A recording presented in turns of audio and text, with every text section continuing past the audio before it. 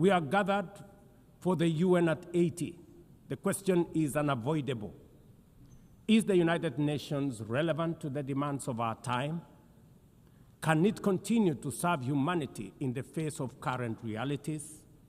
Or has it become a relic of a bygone era? Madam President, Excellencies, we meet against a grim global backdrop. Conflict rages in Eastern Europe, the Middle East, the Sahel, the Horn of Africa, and beyond. Climate disasters grow fiercer by the day. Inequality deepens, pandemics loom, and technological disruptions outpaces governance. Instead of trust, mistrust is spreading. Instead of solidarity, fragmentation is taking root. In place of hope, anxiety fills our global community. We are living, to borrow from the words of the founders of this institution, not in larger freedom, but in growing uncertainty. At this moment of turbulence, when we most need a strong United Nations, the organization faces its deepest crisis in credibility and capacity. Funding cuts have paralyzed its operations. Bureaucracy has slowed its response. The Security Council remains frozen in the post-war structures of 1945, unable to act inclusively, with fairness, and with speed.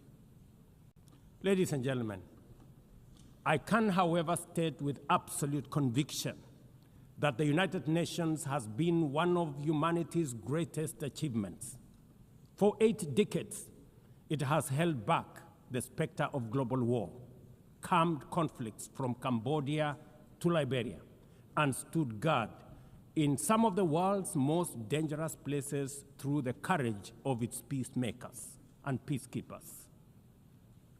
Few institutions in humanity's history can claim such a legacy. The United Nations has stood at the front lines of humanitarian crisis, from famine relief in the Horn of Africa to emergency shelter for millions of Syrian and Ukrainian refugees.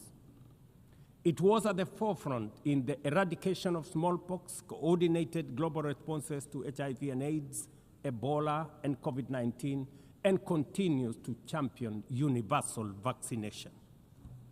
Its agencies have advanced women's rights, protected children, safeguarded refugees, and set global norms on everything from disarmament to climate action. The UN Sustainable Development Goals remain